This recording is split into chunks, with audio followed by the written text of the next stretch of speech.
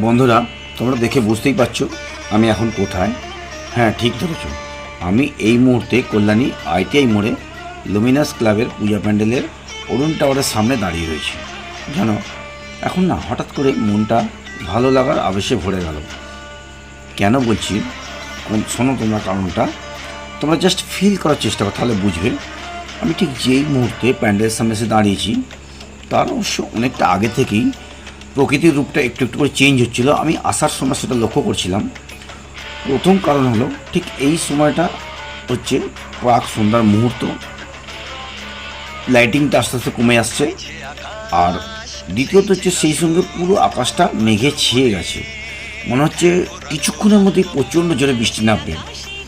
আর তোমরা লক্ষ্য করো, দেখো প্যান্ডেলের ব্যাকগ্রাউন্ডটা ফলো করো, দেখো ধূসর আর কালো রঙের হয়ে গেছে।